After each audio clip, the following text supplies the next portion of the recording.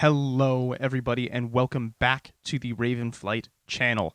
If you like today's video, please make sure to leave a like, subscribe to the channel if you want more content around the professional Counter-Strike scene, and leave a comment if there's anything you want in the future. Today's video, I'm going to be revisiting my predictions for IEM Katowice, going back just to see what I got right, what I got wrong, who were the surprise visits into the playoffs, and ultimately I will be going back over my playoff predictions and making a set of new ones because things were a little different than how I predicted, and I still want to have a little bit of fun with this. I'm just going to go over what my original predictions were, just quickly, just run through them. I'll go over what the actual results of the group stage were, and then I'll talk a little bit about how I foresee the playoffs going through. So firstly, my original predictions, just to refresh everybody, or if you haven't seen my original video, stop here, go back and watch it, and then come back. I had in Group A, G2 going through in first place, Na'Vi going through at second place, and FaZe going through in third place. With Group B, I had Vitality first, Heroic second, and Maus third. Now, obviously, a few of these were a little messed up, but ultimately, in teams going through to playoffs, I went 4 for 6. I'm happy with that. I only got 2 technically correct, being G2 and Na'Vi progressing and in the same placements I had them predicted, in G2 going in first place in Group A, Na'Vi going in second place in Group B. That game went down earlier today. The one surprise for me was not FaZe going through in third place, but Liquid. I figured that Liquid would probably be that fourth place team, or at least the team in the other team in the lower bracket final, but I wasn't expecting them to win that. Yakindar hadn't been so great at this tournament, but he really stepped up today. I think he was the highest rated player in the best of 3, especially on Mirage. He was excellent. They will be facing Vitality in the first round of the playoffs on Friday. On to Group B, I had Vitality going first, Heroic second. Those switched. Heroic went first, Vitality went second. I hadn't expected Heroic to clean up the issues that they had at Last Spring Groups in the efficiency and the manner in which they did. Yabi has been incredible. I know he's their highest rated player at the event. I think he's averaging over a 1.3 rating, maybe 1.35 or something like that. It may have gone down after the series today, but I doubt it. I didn't expect Vitality to just kind of roll over the way they did in the best of 3 today. They only won 11 rounds between the two maps. They didn't get double digits in either of them, obviously. Zywoo and Spinks were their top players. That's to be expected, but that's not saying much. Nobody on Vitality went positive, which is worrying, but I still think ultimately it's a hiccup, and I do expect them to recover from it. Now, here's the big one. I had Maus going through in third place in this group. I really, really liked Maus. I thought they were excellent at Rio. I thought with some of the time that they had to work on stuff, they would come in swinging and really prove a point. They did not. They went out, and Outsiders were the team that progressed. It was almost Complexity, who I'm going to talk about in a second. But Outsiders come through in the third place in that group, so that makes the playoffs as set right now. The first 2 quarterfinals are Vitality and Liquid, and Na'Vi versus Outsiders, with G2 and Heroic going through to the semis on a bye.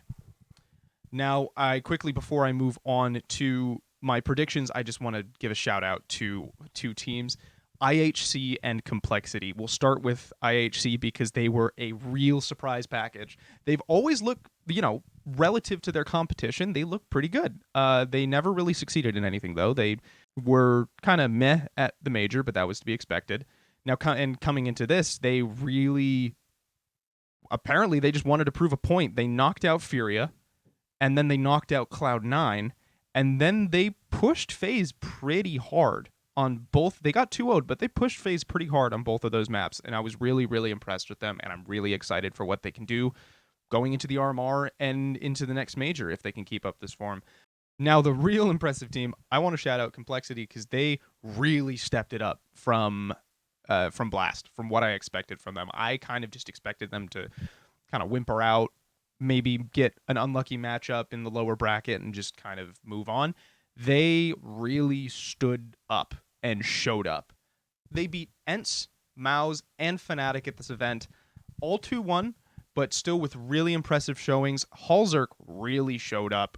He was the kind of missing link for them at Blast.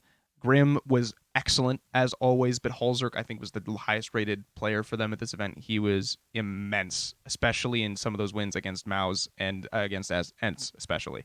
I am so excited to see what these guys can do. I think they were a little unlucky not to make it through against Outsiders, but in the end, Outsiders, the way they play just kind of wears you down and forces mistakes, and that's what happened, and all props to Outsiders for that. Now, moving on to the final part of this video, which is my revised predictions for the playoffs. Now, as I said, our opening quarterfinals are Vitality versus Liquid and Na'Vi versus Outsiders.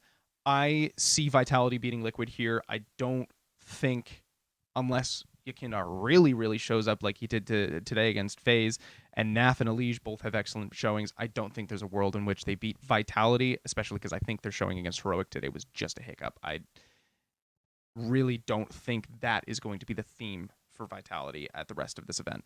Na'Vi versus Outsiders, then. I think Na'Vi will win this one. Na'Vi have a really good track record against Outsiders. They really seem to be playing, at this event anyway, they were playing really well against everybody except G2. G2 kind of stomped them today. It's kind of what we've come to see from G2 against Na'Vi recently. That puts us with semifinals of G2 and Vitality and Heroic and Na'Vi. Just in my original predictions for the playoffs, I had G2 beating Vitality in the finals. I have G2 beating Vitality here. If you want the rundown of why, go back and watch that last video.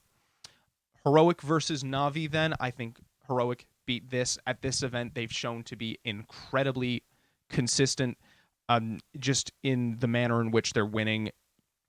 They finally snapped a streak of 2-1 wins, got a 2-0 the other day, got another one today. Yabi has been immense. Again, go watch how I was talking about Yabi in the previous video. And if Na'Vi are rattled from their game against G2 today, then I don't see them really putting up much of a fight. But at the same time, it's Na'Vi. It's simple, it's electronic, it's bit. I can't count them out. This is probably the closest of these games that could happen. I think Heroic's unpredictability, the way they play the game, will kind of edge them out. Now, finally, that would leave us with a grand final of G2 and Heroic. I would love to say that Heroic will win this. I think Heroic are a lot of fun to watch, especially with Yabi playing like this. But I can't see G2 losing right now. They've won their 10th match in a row today. They've won all of those, except for maybe one or two at the start of this 2-0. They have not dropped a map this year. I remember, I think it was Sponge and Machine casting today, and they were talking about how we've kind of seen G2 kind of get off the hot starts all the time, and they've stomped through games. They didn't get off to a hot start on Nuke today. The casters pointed it out. I think they started off like 5-1 down, 6-1 down, or something like that. Ended up winning the map 16-7, I think. 16-7, 16-8, something like that. And it just kind of goes to show that the mentality's there, B, everything else about the team is there. JKS was really good, as always. He's G2's highest rated player at this event. Called it. With all that combined, I really can't see any other conclusion but G2 walking away with this year's iteration of IEM Katowice and making them a really, really strong contender for both Pro League and the major going into Paris. So whether or not I will be correct, whether or not the ramifications of this will be as I predict, we'll find out. I will be making a video at the end of this just to go over A, the event, B, my predictions. I think I might do it in two separate videos just because that's a lot for one, but I will be covering both of those things at the end of the event. Subscribe so you guys don't miss those 2 videos, and I will catch you guys next time. Bye-bye.